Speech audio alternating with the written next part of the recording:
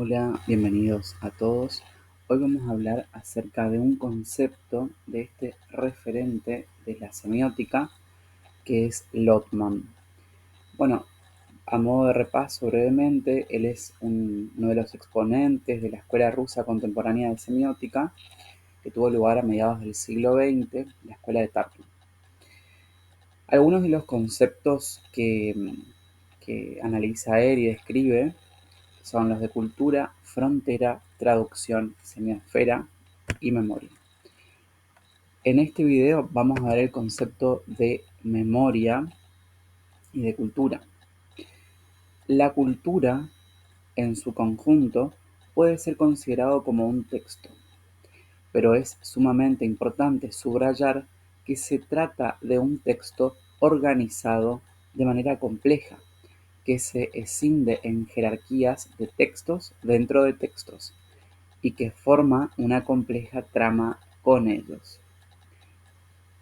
Es muy importante entender esta analogía porque si entendemos a la cultura como un entramado textual, nos ayuda a pensar en la complejidad que implica, a las tramas de relaciones que se dan y la cultura como inteligencia colectiva y memoria colectiva, como mecanismo de conservación, transmisión y recepción de textos.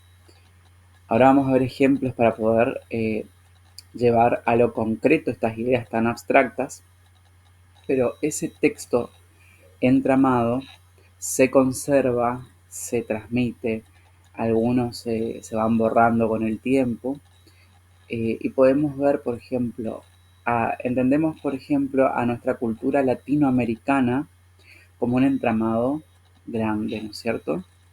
Dentro de esa cultura latinoamericana conviven otras culturas, es decir, entramados en un medio de religiones. Tenemos religiones judeocristianas, eh,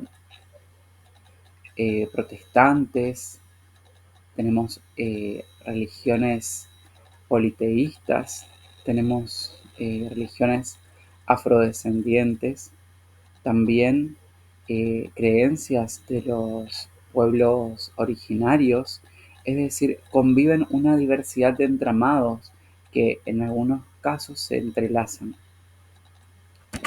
Ahora vamos a ver ejemplos que son un poquito más claros. La memoria colectiva tiene mecanismos semióticos básicos que constituyen la cultura, que se desteje y tejen en la comunidad. Se reelabora constantemente la memoria. Bueno, pensemos que nuestra cultura, como ese tejido, nos atraviesa como comunidad. Todos estamos inmersos en la cultura, en distintos tipos de cultura.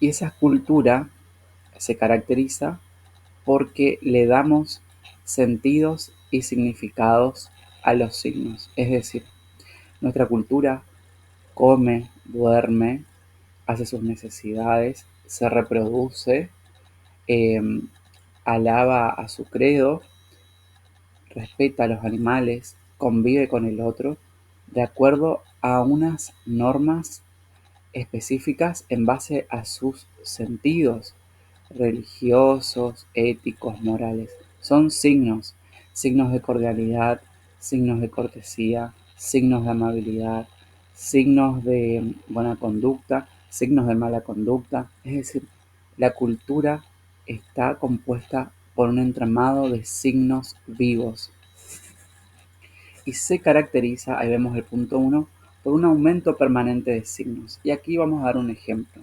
Vemos un nene leyendo un libro. El signo de la lectura del libro viene de hace muchísimos años atrás y hoy en día hay un aumento de signos. ¿Qué quiere decir? Que si bien el libro está perdiendo esa importancia en las nuevas generaciones en su soporte material, eso de ir a la biblioteca a buscar el libro, hay otras maneras de leer libros, es decir, hay un aumento de otros signos. Hay libros de maneras digitales, en PDF, la lectura es fragmentada, es decir, implican otros movimientos de signos, fragmentada y descontextualizada. Los jóvenes estudian por YouTube, por ejemplo, si está viendo este video, o por TikTok, es decir, hay un aumento permanente de signos. Está la lectura de libros, pero también hay nuevas tecnologías que implican nuevos aprendizajes, nuevos signos, nuevas valorizaciones, nuevas creencias, nuevas costumbres, nuevos hábitos. Y eso es muy fácil de ejemplificarlo con las nuevas generaciones. En el punto número 2, otra característica que dice Lotman es la reorganización de signos. Ahí podemos ver esos chicos que están escribiendo en el papel. Eso también cambió mucho. Con la invención de Internet y el celular, se reordena las formas en que la gente se comunica. Antes, por ejemplo, los niños escribían cartas, los adultos también. O sea, las generaciones anteriores estaban acostumbradas a escribir cartas, pero se dejó la escritura a mano. No quiere decir que desapareció por completo, no, eso convive, pero hay una preponderancia, se reorganizan los signos, esos hábitos de escritura a mano se reorganizan y en vez de ser los dominantes pasan a ser subalternos, pasan a estar en menor cantidad, pero siguen latentes por ahí. Y se sustituye, por ejemplo, antes usaba la pluma estilográfica y la carta por correo. Hoy en día eso no desapareció, sigue estando en menor medida, pero porque hay nuevos signos que se reorganizaron. Hoy la escritura es a través de un aparato tecnológico, que puede ser una computadora o un celular, y en vez de una carta se escribe un correo electrónico. Ahí podemos ver que hay un aumento permanente de signos porque eso implica una readaptación de aprendizajes y una reorganización. Y eso se puede ver muy fácilmente en las constantes redes sociales que van saliendo y que van limitando, obligando, segmentando, separando, segregando, marginando a las personas que no van adaptándose a las nuevas tecnologías. Por ejemplo, en una época salió el WhatsApp.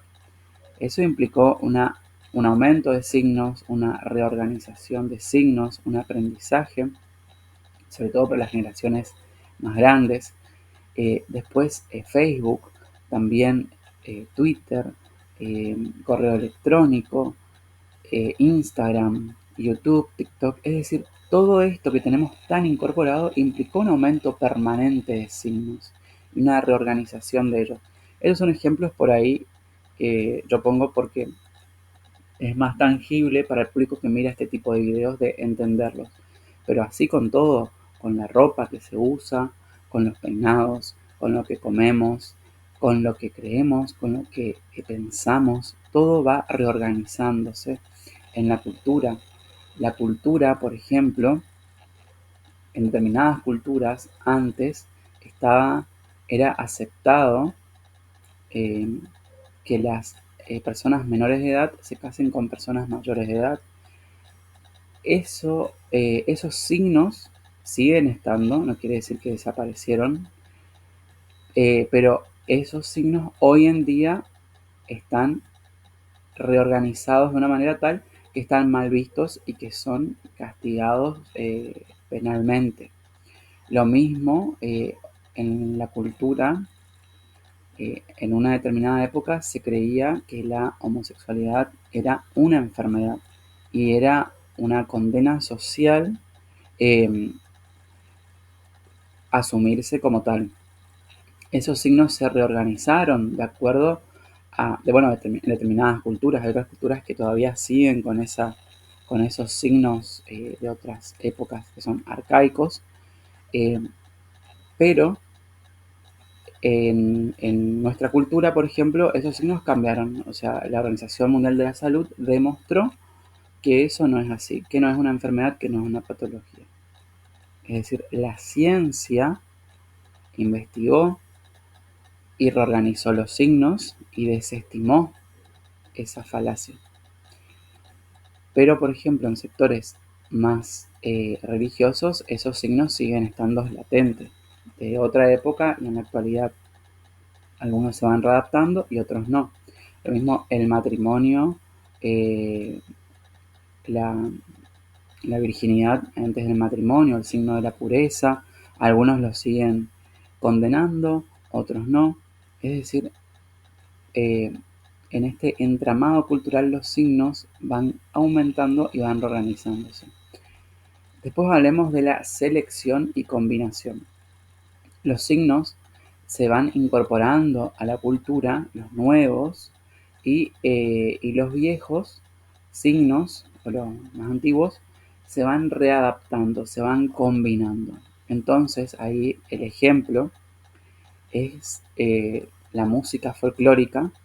Y puse este ejemplo porque cada país latinoamericano tiene su propia música folclórica, que es lo típico, representativo de su tradición local, que antes era muy ponderado. No quiere decir que hoy no, pero hoy hay asociado a la música popular nuevos ritmos, nuevos sonidos, nuevas tendencias. Por ejemplo, los instrumentos ahora también son ejecutados por computadora, o sea, son sonidos reproducidos por inteligencia artificial.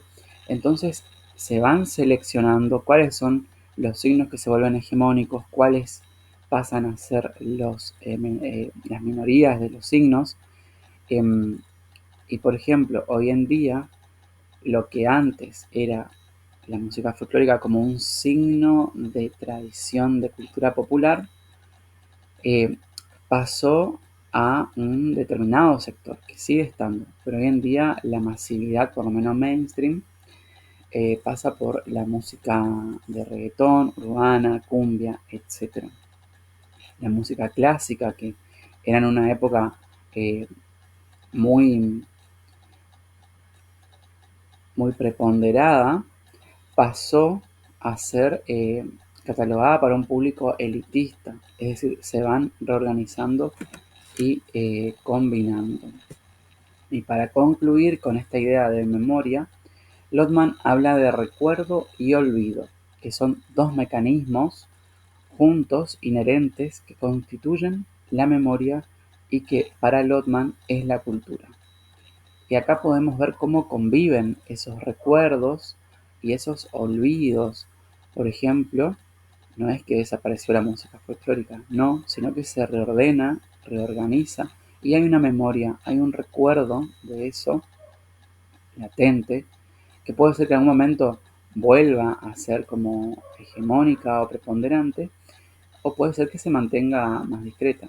Pero no hay que desconocer que, por ejemplo, la foto abajo, que son cantantes de música urbana, que son los que están en auge, al menos en los medios masivos de comunicación y en las redes sociales.